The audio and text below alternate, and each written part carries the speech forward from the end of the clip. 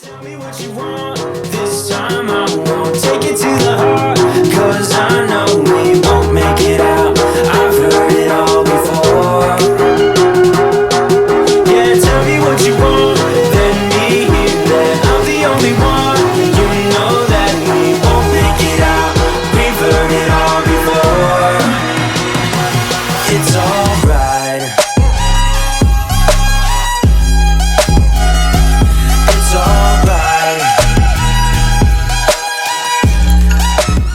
Tiani muso demiseni makoroba ala dangana na aw ɲuman ye surkar kɔnɔna la bi an ka bi jamukan sigilen bɛ injustice de kan mun ni injustice ye injustice sugu jumɛn bɛ ka kɛ Mali la bi an bɛna an da don o la aw balimakɛ Edi de don u bɛ ne wele ko Dante kow bɛ yen bi dɛ wa kow bɛ yen an ka taga Coming in, yeah, flex. I just wanna win, yeah. LABB, who we running with, yeah. 2233, I'm on 10 again, yeah. State your name, been dope on flame. I just switched the lanes. Damn, he did it again. I just injustice in English. The definition of injustice is a quality relating to unfairness or undeserved outcome. Injustice ye unfairness de ka sharia min tigɛ cogo ma ɲa pour que ka résultat bɔ a la résultat min kuma ka bɔ a la o de injustice ye injustice dɔ wɛrɛ ye mun ye dɔrɔn ça peut être tout simplement something that's not fair or just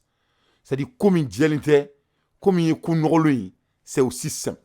donc justice ka nɔgɔn i b'a fɔ ko ɲɛ ko min injustice fɛnɛ ale bɛ ye i b'a fɔ ko min fɛn min toli la ayi ale suma bɛ te a se ka dogo donc o ɲɔɲɛlen b'an ka jamana kɔnɔna la donc an bɛ kuma injustice kan dɔɔni mais yanni an ka taa injustice kan an ka kuma injustice kan par rapport an ka culture parce que fɛn bɛɛ bɛ laban an ka culture de ma n'est-ce pas parce que o de ye Mali kura kɛcogo ye culture valeur parce que an bɛ taga ɲɛ ten de ok Mali ye 95% musulman de donc ala ye ala de ye an ka silamɛya de y'an ka diinɛ ye donc an bɛ Alahu subahanahu wa taala de bato donc ala ye mun fɔ injustice kan an ka kuma kan dɔɔni ane mo ala ye mun fɔ mɔgɔninfin minnu jɛlen tɛ mɔgɔninfin nɔgɔlen maa min ma sanuya mɔgɔ minnu bɛ adamaden tɔɲɔ mɔgɔ minnu bɛ bagan tɔɲɔ an ka kuma kan parce que injustice i bɛ ka fɛn dɔ de tɔɲɔ i tɛ ka kɔgɔ dɔrɔn tɔɲɔ i bɛ ka adamaden de tɔɲɔ i bɛ ka fɛn ɲuman fɛn dɔ de tɔɲɔ ala kuma n'o kan suratul samsi kɔnɔna la suratul samsi kɔnɔna la ala y'a yira an na k'a fɔ ko maa minnu m'u yɛrɛ ma k'u jɛya maa minnu kɛlen bɛ k'u so nɔgɔ u so u fari dingu nɔgɔ u kɔnɔna u yɛrɛbakun u kɛwale yɛrɛ jugu kolon b'u la u ma se k'u yɛrɛ jɛya diɲɛ kɔnɔ ala subahanahu wa taala ko ale ala k'a b'u ma ka taa duɲɛ in kɔnɔ k'u t'u sago sɔrɔ duɲɛ kɔnɔ fo ka diɲɛ wuli ni ala kuma ka nin ayi hali n'a ye ziliyɔn d'i ma triliyɔn de dollars américains ye mun ɲɔgɔnna bila sisan u ka jamana kɔnɔna la korona kama o nafolo k'a bɛɛ ta ka di mɔgɔ kelen ma ala subahanahu wa taala y'i kali kuranɛ kɔnɔ k'o tigi tɛ kunnadiya duɲɛ in kɔnɔ k'a b'o tigi ɲagata dunan in kɔnɔ wallahi billahi suratul samsi kɔnɔ ala y'o fɔ ala tila k'i kanto ko maa min y'u yɛrɛ jɛ fɛnɛ maa minnu y'u yɛrɛ jɛya maa minnu y'u yɛrɛ sanuya maa minnu kɛra justiw ye mɔgɔ kilennenw ye ala subahanahu wa taala kɛli kuranɛ kɔnɔ suratul samsi kɔnɔ k'a bɛ diɲɛ d'ulu ma diɲɛ in kɔnɔ a bɛ diɲɛ d'u ma a b'u ka laɲini bɛɛ sabati n'o ye jamana sɔn ye a bɛ jamana sabati n'o ye jamana sɔn ye a bɛ jamana lataa ɲɛ n'o ye jamana sɔn ye a bɛ jamanadenw kɛ maa leduru ye maa sanumanw ye ya rabbi ala arijinɛ se b'ale ala de a b'i laban kɛ arijinɛ fɛnɛ donc an kumana injustice kan an ka génération na komi an ko an civiliselen don an tila ka kuma injustice kan an ko k'an ye silamɛ ye an kumana ala fɛnɛ ye mun kɛ ala fɛnɛ y'a fɔ cogo min na mais o bɛɛ la guess what o de y'an sɔn ye ayi n'i jɛlen don wa i ye gawa de ye ayi non n'i jɛlen don non e tɛ mais e bɛ ka kow tiɲɛ donc o de la c'est très très important an ka da maga injustice la donc yanni ka taa yɔrɔ jan fɛnɛ o fɛnɛ kɔfɛ an bɛ kalo barikaba min na de tan an bɛ kalo barikaba min na bɛnni na tan n'o ye sunkalo ye kuran jiginna anw kan kalo min na anw silamɛw an bɛ ala subahanahu wa taala tanto masa min bi yira anw na an bɛ ala subahanahu wa taala tanto masa min y'anw sɔn limaniya la an bɛ ala subahanahu wa taala tanto masa min y'anw sɔn sabali la yarabi ala an b'ale ala deli yarabi ala ka sunkalo ɲuman don an kɛnɛ la a ka sunkalo sun nɔgɔya an ye a ka jagaw bɔli nɔgɔya an ye a ka hinɛ anw na a ka dɔ fara an ka limaniyaw kan a k'an jurumukolonw nagasi a ka jurumu kolon nagasi a ka hakili ɲumanw d'aw ma a ka sɔn ɲumanw d'aw ma sɔn ɲuman minnu bɛ k'aw na badabadaw ye ka dɔ fara an ka takiwaw kan ka dɔ sɔrɔ an ka laɲɛsiranɲɛ kan yarabi ala a ka nin kalo in kɛ an ka se ka duwawuba kɛ an ka jamana ye jamana mɔgɔw nagasilenw ala k'u bɔ an kɔrɔ jamana mɔgɔw nagasilenw ala k'u ta tiɲɛ o se b'ale ala ye an bɛ duwawu kɛ sunkalo na yarabi ala ka jamana mɔgɔw nagasilenw ta tiɲɛ kɔfɛ n bɛ fɛ ka kuma an ka jamana mɔgɔbaw kan mɔgɔ minnu bɛ ka différence créer an ka jamanaba in kɔnɔ parce que tuma dɔw la il faut qu'on fasse très attention et an bɛ kuma négatif kan ça c'est bien mais il faut que aussi ni ɲumanw kɛra fo an k'an waso la an k'an disi gosi n'o ye parce que américains ko journey of a milestone begin with a small step fɛn min bɛ kɛ fɛnba ye fɛn bɛ kɛ fɛn matarafalen ye fɛn bɛ taa fo sanfɛ o bɛ daminɛ ni sɛɲa kelen de donc o kuma la an bɛ fɛ ka foli lase Kati polisiw ma Kati polisiw ye mun kɛ il y a quelques mois ka denmisɛnnin bandi minnu b'an ka jamana kɔnɔ ni ta mɔgɔ fagala ninnu denmisɛnnin fugaru k'u ban baara ma k'u yɛrɛ kɛ jinɛmuru ye fo ka na fɔ k'u bɛ taa mɔgɔw pièces de bɔ k'u ka taa baaraw kɛ n'o ye ok u y'u minɛ u bɛ k'u ɲagata vraiment o ye célébration de o kan ka célébrer de parce que ni polisi ninnu tɛ polisi minnu bɛ baara kɛ ka ɲa n'olu tɛ an bɛ lafiya cogo jumɛn donc vraiment je suis très fier des policiers de Kati Amérique bɛɛ ko ka foli f'aw ye surukati ka foli b'aw ye o fɛnɛ kɔfɛ an bɛ fɛ ka jɔn fɛnɛ célébrer surukati kɔnɔna la bi Musa Dek tonton Musa Dek il a été célébré et gagné comme CEO de l'Afrique. He was rewarded with the nomination of the best CEO in Africa. The best CEO in Africa. That is a big deal. Ça c'est des choses à célébrer. Tonton Musa Dek est malien, il est fier d'être malien, c'est un contributeur. Avec mon qui est autolou ba bulu malla, autolou ba bulu Afrique dugu toula, en même temps il compte qu'à autolou dans l'Afrique fambé. Quelqu'un, un homme qui est simple, a Madaleno bako dukolo, mais wari nari do, a ka jamana kadai. Vraiment, an bɛ tɔnɔ Dek fo a ka baara la, a kana an tɛ ɲina a ka baara kelen kɔ. Yarabi ala an minnu ye denmisɛnninw ye, a denw y'an minnu ye, an bɛ k'a lajɛ, on va le rendre fier aussi. On va apprendre tout ce qu'on peut. Hein? An bɛ se ka fɛn fɛn kalan a nɔfɛ, an b'o kalan nɔfɛ. Et il va voir que il va jamais regretter. Tonton, celebration and congratulations tonton. I'm very proud of you and really you deserve it. Donc Musa Dek foli bɔlen a la, an bɛ tila ka n bandaw fɛnɛ fo. Moi, Eddie, aux États-Unis de distance, moi je suis en train d'observer Bandao et je suis très fier de Bandao. Bandao a qualité d'obéo, cadené koswe. Il a des qualités de grand leader. C'est un homme posé. Il a de l'humilité. Et ngache, abse yɛrɛ la balo la, ngabe balo furu de kono. Ora nya fo nga barakela ula sigi, u ka jamana marawi. Ngache, mɔgɔ min bɛ baara kɛ, o b'a balo cogo ɲɛdɔn. mɔgɔ ma deli ka baara k'a yɛrɛ n'i taara ko ka t'i ka jamana gere a b'a signer papier yɔrɔ dɔ kan k'a dugumɛ yɔrɔ dɔ in kan i bɛna ye an b'o de kɔlɔlɔ la d'après les grandes personnes du Mali président ma sigi Mali kunna ka électé vote jɛlen sanuma il y a 30 ans il y a 30 ans injustice ko dannen an ka jamana ye ayi an m'an da don a bɛɛ la donc Mbandao i bɛ ka baara min kɛ i ka baara min kɛ ne ka tɛmɛ i ka baara bɛɛ kan i t'i da don kirikara waati ka foyi la parce que n'i y'a mɛn a bɔnna a sigira kan ne i b'i ka zone na i b'i ka baara kɛcogo dɔn i bɛ n'i ka bureau la en temps i tɛ cortège ba ni yoyobaw la i m'a faamu i tɛ mɔgɔ si la na i ka bureau la mun t'i ka gouvernement na comme ça n'i y'a mɛn u bɛna k'u b'i ka avis change k'a fɔ ko i kɛra tan i ye nin fɔ n ye tan i ni nin fɔ y'a bisimila de donc i t'o mun kɛ nin vraiment je suis très très fier de toi il faut continuer à faire ça en même temps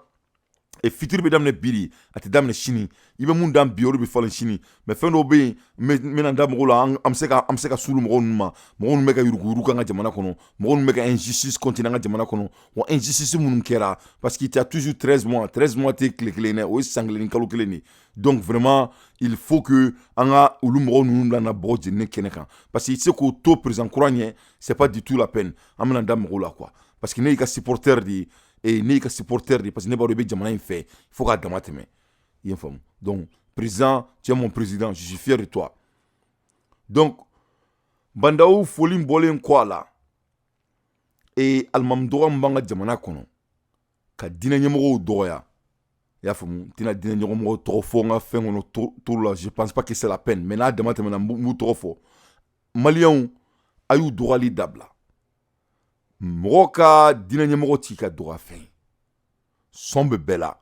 sɔntani tora ɲɛgɛn na sɔn bɛ bɛɛ la mais ala ye diinɛ ɲɛmɔgɔ bonya kuranɛ durusibaga ala y'a bonya ala y'a sankɔrɔta n y'o de fɔ ɲɛna ko ala tɔgɔ de ko alhak ale tɛ ji to nɔnɔ la n'i m'i ka jama ɲɛmɔgɔ bonya i ka diinɛ ɲɛmɔgɔ n'i m'a bonya ala bɛ jamana nagasi amerikɛn sanjan dɔ kɛra an kun bɛ maliyɛn mille la en ce moment an ka alimami kun bɛ yen mais alimami a b'a kɛ to denmisɛnnin de kun don jeune kun don mais alimami de kun don a n'a ka sɔnw n y'a fɔ o don maliyɛn groupe ɲɛna n kana alimami mafiya n mɔgɔ tɛ ala gunubaga alimami yɛrɛ tɔgɔ ko jama ɲɛmɔgɔ mɔgɔ tɛ ka jama ɲɛmɔgɔ la gosi a kɛra cogo o cogo ni alimami surtout alimami nama ni alimami sɔn man ɲi donc a tɛ dɔwɛrɛ kɛ jama ɲɛmɔgɔ karamɔgɔ nu jugo b'u la donc a tɛ dɔwɛrɛ kɛ a b'u lamɛnli dabila a bɛ tugukɔ min k'u kɔ a b'o dabila mais a kanu la gosi donc vraiment ne b'o deli ne b'o ɲini maliyɛnw fɛ parce que micro b'an bɛɛ bolo sisan mais alimami jama ɲɛmɔgɔ kuranɛ dɔnbaga dɔgɔya vraiment an k'o bɔ an ka sloganiw na an k'o bɔ an juguw la olu tɛ jugu ɲuman ye ala de bɛ bɛɛ juger mɔgɔ min ye mun kɛ dogolenw ye mun kɛ kɛnɛ kan ala de b'a bɛɛ dɔn mais an ka dɔgɔ mɔgɔw t'u ye parce que démocratie kɔrɔ tɛ k'i ba i danbe la parce que anw kɛlen bɛ ka démocratie kɛ i b'a fɔ komi si o de y'an ka danbe ye démocratie t'anw ka danbe ye dɛ démocratie ye tubabuw ka sloganw de ye faamu donc c'est pas notre valeur mɔgɔnifin ka valeur ça vient avant tout foyi tɛna valeur kɔfɛ anw ye silamɛw de ye an ka alimamuw n'an ka karamɔgɔw y'an ka jama ɲɛmɔgɔw de ye donc olu bonyali c'est essentiel c'est obligation choix yɛrɛ tɛ c'est zéro négociation donc an tɛ se k'o culture to yen k'an bɛ da an ka jamana kɔnɔ inshallah donc n'i y'a jateminɛ silamɛya ka di anw ye anw ka jamana kɔnɔ 95% silamɛ n'i y'a lajɛ mais ninnu bɛ k'anw ka jamana la mais n'i y'a lajɛ hali kafiriw mɔgɔ minnu tɛ seli olu b'a fɔ ko in God they trust k'olu dalen bɛ ala de la donc n'o de fɔ n ko n'an ko an dalen bɛ ala la an se ka ala ko kɛ ni kulonkɛ ye parce que ala tɛ mɔgɔninfin si kulonkɛmɔgɔ ye alhak lui il est très juste n'i ka baara kɛ alimami dɔgɔya ye k'i ka baara kɛ i ka karamɔgɔ dɔgɔya ye ala b'i ka jamana nagasi n'i ka baara kɛ injustice ye mɔgɔninfinw tɔɲɔli jamanadenw tɔɲɔli i ka jamana kɔnɔ ala b'i ka jamana nagasi mali bɛ nin kɔlɔlɔ dɔw de bolo mais an bolo k'a bɛɛ ye dɔrɔn baara ni fɛnw de o dɔrɔn tɛ ni diɲɛ ye diɲɛ kɔrɔba de ye ça a été créé par le créateur i ye faamu ale ye architecture min ye ale tɛ erreur kɛ donc n'i kulonkɛ ale ka loi la dɔrɔn a b'i nagasi donc ni an sera ka ninnu matarafa an bɛna da don ko minnu na i bɛna ye ko caman bɛ nɔgɔya an ka jamana kɔnɔ an ka jamana karamɔgɔw bonya en même temps an ka justice sabati an ka jamana kɔnɔ donc o bɔlen kɔfɛ sisan injustice sugu jumɛn bɛ mali la injustice bɛ mali 2nd arrondissement na bulubana polisiso min bɛ bulubana 2e arrondissement injustice bɛ yen u ka commissaire dɔ bɛ yen a tɔgɔ ko mariam ale n'i tagara yen parti kɛ ale bɛ wari dɔrɔn de min i la non hali n'i ma fɛn kɛ n'i donna mariam ka yɔrɔ la dɔrɔn mariam kelen bɛ k'a fɔ a ka polisiw ɲɛna de ye k'o ka wari minɛ bɛɛ la non ale bi arabe de mariam balo de ye arabeli ye donc mariam bɛ mɔgɔ arabe cogo jumɛn mariam ni prosécuteurs de bɛ baara kɛ ɲɔgɔn fɛ i ye n faamu mariam ni prosécuteurs de bɛ baara kɛ ɲɔgɔn fɛ o ni dugu gulɔminaw donc u bɛ mun kɛ n bɛna n da don a la k'a ɲɛfɔ mɔgɔw ɲɛna parce que n bandaw il faut i ka namɛ i k'a dɔn k'a fɔ ko nin bɛ ka k'an ka jamana kɔnɔ bi c'est très très sérieux ne bɛ amérique yan n bɛ k'a jateminɛ nin fɔra ne ye don min na yan wa nin ma fɔ ne ye dɔrɔn dɛ ne yɛrɛ bɛ nin kalama de wa n bɛna n da don a la k'a décortiquer c'est très très sérieux je répète 2nd arrondissement bulubana commissaire dɔ bɛ yen a tɔgɔ ko mariam ka baara de ye wariminɛ ye bɛɛ b'a dɔn mali kɔnɔ bɛɛ b'a dɔn n'i ma wari di mariam ma fo k'i sa i tɛ tile ɲɛ la wa n'i ma janto a b'i déférer ni relation t'i la dɔrɔn c'est qui est injuste a b'i déférer a tɔgɔ ko mariam ale de ye commissaire ye 2nd arrondissement na donc nin ye bandaw ye nin ye investissement ni investigation ni a kan k'a ka ko sɛgɛsɛgɛ ne tɛ nkalon tigɛ i ye n faamu donc maintenant sisan u bɛ mun kɛ sisan mali la pour que ka se ka fantanw tɔɔrɔ fɛn min b'i bolo k'a minɛ i la ou bien k'i ɲɛ da i tɛ hɛrɛ ye sisan Mali la u ka fɛn dɔ de bɛ ko soit transmis procès n t'a dɔn nin ye fɛn min ye nin ye Français ka ko de ye ne tɛ nin foyi dɔn nin na mais ko soit transmis paraît-il n tɛ fɛ k'a kɔrɔ dɔn yɛrɛ mais Amérique yan diɲɛ dan mɔgɔ si tɛ yen ko mandat bɛ da i kan ten cogo la dɔrɔn ko parce que ko dɔ taara ka taa kuma i kan o tɛ kɛ yan fo ka diɲɛ wuli Amérique yan tout le monde bɛɛ de n'i ka tiɲɛ ye fila de ye e b'i ta fɔ ne bɛ n ta fɔ donc juge bɛ kiiri tigɛ mais Mali la paraît-il que mɔgɔ dɔ bɛ se ka wuli dɔrɔn ka taa ni relation b'a la ka taa don procureur kan ka k'a fɔ k'e ye ko dɔ k'a la dɔrɔn u bɛ o procureur komi ale kaman ka jan sariya kelen bɛ ka sariya dɔ d'a ma a bɛ fɛn dɔ da i kan a tɔgɔ ko soit transmis donc n'o dar'i kan sisan dɔrɔn donc u bɛ ɲini polisiw bɛ ɲini k'i minɛ donc ni se t'i ye dɔrɔn i bɛ tile 3 kɛ polisiso la dɔrɔn n'i ma se ka wari di Mariam ma dɔrɔn prosecuteur n'i taara Kande la n'i ma wari d'ale ma dɔrɔn donc i bɛ taa kaso la i mana fantan bila kaso la a tɛna se k'a denw balo ni muso don a se ka taa cɛ ye donc ninnu n'a conséquences bɛ ɲɔgɔn na kilo bɛ ka injustice caya jamana kɔnɔna la donc Mali procureur n'u juges sisan u ka office bɛ fan jumɛn u ka office bɛ Mali barisow de la dɔlɔmiyɔrɔw de don i ye faamu donc n bɛ ka nin ɲɛfɔ an ka transition mɔgɔw de ye u k'a dɔn k'a fɔ ko ninnu ye cas de ye a bɛ ka kɛ san bon f'a ka dabila de an ka jamana kɔnɔ parce que an tɛ se ka mɔgɔw tɔn ɲɔgɔn tɔn in f'a ka dabila de tout de suite sini tɛ dɛ kunun tɛ san il faut que ça prenne fin i ye faamu n'u bɛ fɛ ka mɔgɔw tɔɲɔ u ka taa u yɛrɛ damaw tɔɲɔ ye mais fantanw ko fantanw ni musukinaw i ye faamu mɔgɔ minnu bɛ sɛgɛn k'u ka fɛnw ɲini u yɛrɛ ye k'a bɛ taa baga olu ma non o tɛ se ka kɛ an tɛ se k'o tolo an ka jamana kɔnɔna la parce que hali n'i y'a ye terrorisiya ni fɛn ninnu a bɛɛ bɛ créer jamana kɔnɔ nin n'a ɲɔgɔnnaw de don c'est des choses à prendre très soin là-dessus parce que aw bɛ ɲinɛ fɛn dɔ de kɔ aw bɛ jamana denmisɛnnin minnu tɔɲɔ tan aw bɛ mɔgɔ minnu tɔɲɔ fantan minnu tɔɲɔ tan olu de bɛ séduire terrorisiw fɛ i bɛ mun kalama dɔrɔn u bɛ décision finale ta ka jamana yɛrɛ kɛlɛ parce que jamana yɛrɛ tigiw olu ma se ka jamana protéger jamana tigiw ma se ka jamanadenw protéger u ni mɔgɔlankolon ninnu mɔgɔ injuste ninnu parce que ko diplôme dɔ b'u bolo dɔrɔn olu bɛ ka adamadenw minɛ k'u ta tiɲɛ parce que k'u bɛ fɛ ka wari sɔrɔ ka taa bari sɔrɔ ka taa dɔlɔ min Mali tribunal loi parti kan bɛ kuma la heure min na a bɛ kɛ bariso de la donc mun bɛ kɛ sisan ni procureur ye soit transmis k'i kan sisan donc n'o dira polisiw ma sisan donc e bɛ taa polisiso la donc n'e taara polisiso la ne tɛ mɔgɔ ye dɔrɔn mun b'i ka droit dɔn ou bien ne bɛ siran kasɔrɔtaga ɲɛ donc e bɛ wari dɔ d'u ma donc ne ye wari dɔ d'u ma sisan wari in bɛ tila de sisan wari dɔ bɛ di juge ma wari dɔ bɛ di procureur ma wa wari dɔ bɛ taa du bariso in na parce que dɔlɔ in bɛɛ bɛ taa min bari in de la nin ye système kura dɔ de ye sisan pour que ka se ka gulɔ min a bɛɛ ni ala na kira cɛ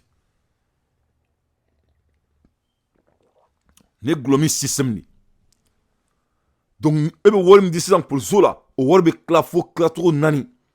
wari bɛ taa laban bariso de kɔnɔ le barman wari bɛ taa laban juge bolo wari bɛ taa laban procureur bolo wa commissaire fana bɛ wari sɔrɔ je le jure ni ne bɛ Mali la sisan taa tiɲɛ sera niveau de ma sisan donc f'an ka solution kɛ n'an banda o n b'a dɔn i bɛ solution k'a la fɛnɛ donc muso min ka baara ye nin ye 2e arrondissement na a bɛ bolibana de a tɔgɔ ko commissaire Mariam de don e su t'a wele ko Mariam Danbawa mun de mais Mariam de don n ma deli k'a ye mais mun na n bɔra nin kalama ne de bɛ ka n ka so de jɔ samɛ n bɛ ka n ka étage wuli samɛ n ka projet dɔ bɛ samɛ n ka projet yɔrɔ la parce que ne dɔgɔkɛ n kelen bɛ k'a bila a bɛ taxi de boli n y'a dabɔ a kama de a ka taxi boli parce que n ko n b'a dege wari ɲini na i ye faamu n ko n tɛ foyi ta ka d'a ma a ka kɛ paresseux ye parce que an t'o ɲɛdɔn an bɛ bɔ Amérique de donc n b'a dege a bɛ wari ɲini parce que wari bɛ taxi la mɔgɔ min bɛ taxi boli un jeune malien denmisɛnninw kelen bɛ k'u sigi ka kɛ temi ye alors que n'i ye taxi boli taxi bɛ se ka na 300 000 400 000 d'i ma kalo i bɛ jɔn de deli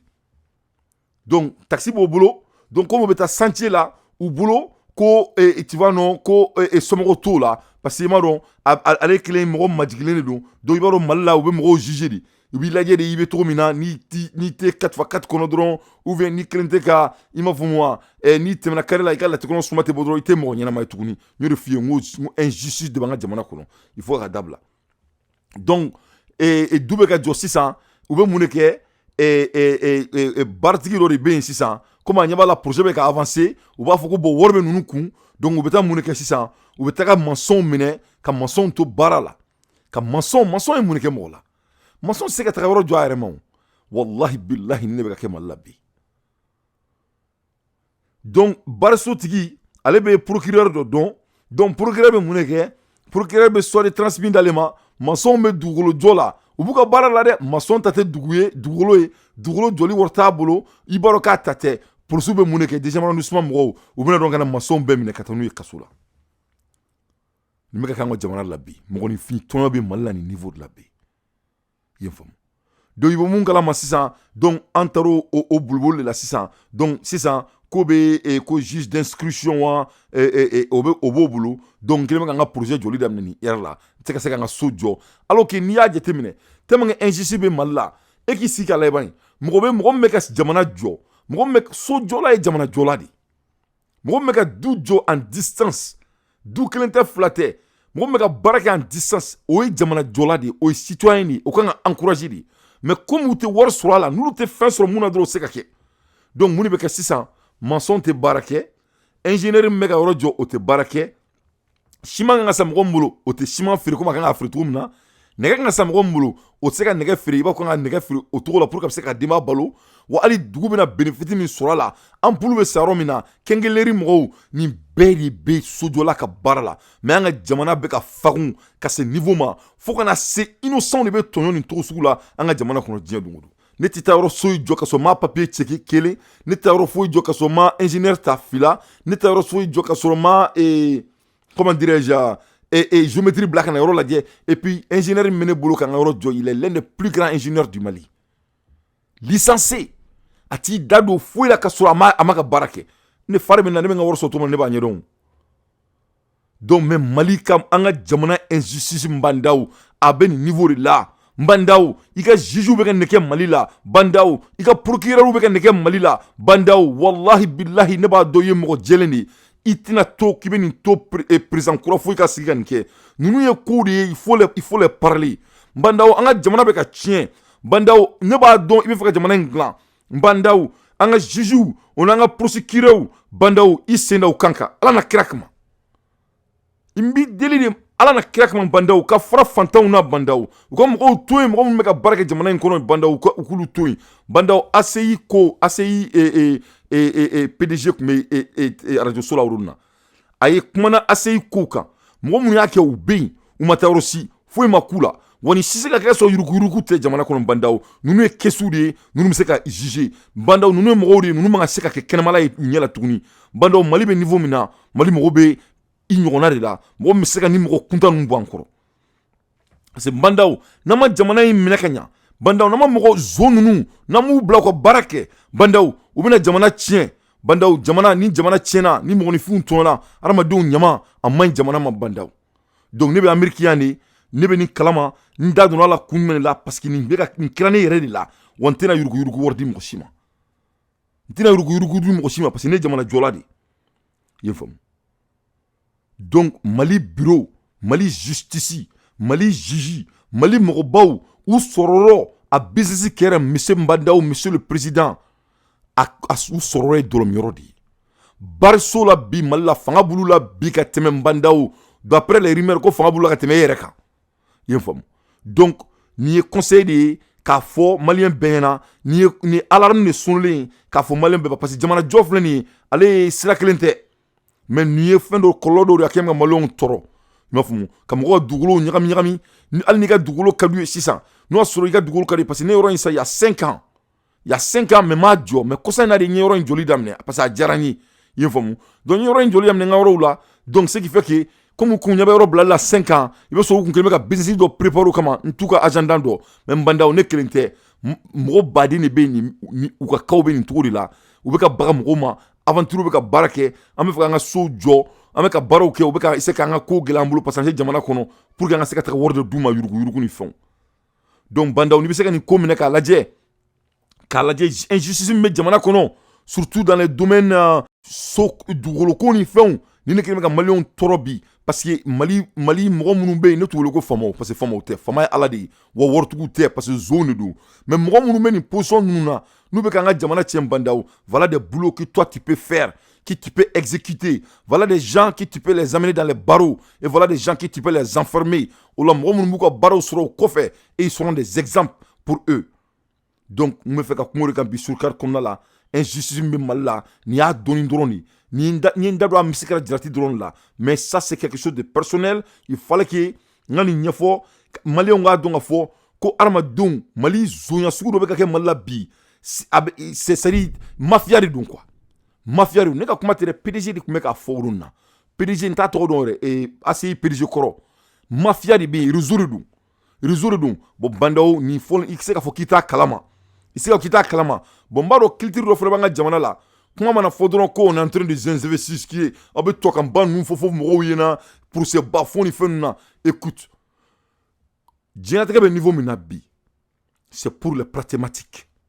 bɛɛ de bɛ k'a ɲɛɲini an bɛ yɔrɔ min na bi pratique de diɲɛ ko bɛɛ les gens vont toujours faire ce qui tu tolères. Ça c'est des choses qu'on doit mettre fin là-dessus tout de suite, pas demain, pas après-demain, mais tout de suite. Et moi je sais que tu vas commencer à regarder ces choses très sérieusement. Il faut que Malien gars donc à fort que seul le travail libre l'homme. Seul le travail libre l'homme. Il faut que Maliens on a donc à fort comme on cite dans la jamana joint na hérité. Maliens, il faut qu'on a donc qu'on est cligné en ce qu'on y jeli mituni à bana pepe comme j'ai bel et bien dit. Ni Mali sans bisabadi. Président Fouima délégué Eli Mali là légalement. Mali président fait Eli là a bec mbado ka beke président ka soit l'élection maké. Ni teneka kuma ide ni jamana mabao ka kuma di. Ni te surkati kono kuma fo te mélanger. Ne bora ka fo fo etan, nous réalité ou nous tiori nous meka kedi. Woni ba don fene banda on ka transition mena ni coin ou be furu sama dala. Banda ou ika jamana jiji, ika jamana cri, ika jamana procureur ou be décision ta glom yoro di la. Ni mo be glom ika glom yu kungodi, mais anga jamana se ka ken to la. Anga jamana se ka ken to la ni te loi ke to injustice fa ka dabla mali kono. Mashallah. Donc o rekumene bolo ka fo sur kar kono la. Ambe sungolo ba mina tukuni mumnale am ala deli ya rabbi ala ka hereda amma ambe sungolo ba minale ya rabbi ala ambe ala deli ya rabbi ala nga jamana ke jamana kleni sungolo ba minale ni ya rabbi ala ama ala deli ya rabbi ala ka fanga da nga jamana nyamgo ma ko seka mo lankulung mo nu mo nogolung mo munu u yera ba kun fere ya rabbi ala ko yoro yurula ni yoro minga kan me nga jamana konate inshallah. Donc ak me sur carte de konala a bolma ke edidu into next time. Ciao. It's alright, our wings wouldn't fly, it's alright if we are crashing down again. Pieces of love, it's alright, scattered in mud, it's alright. You're giving me a lie again. And tell me what you want, this time I won't take it to the heart, 'cause I know we won't make it out.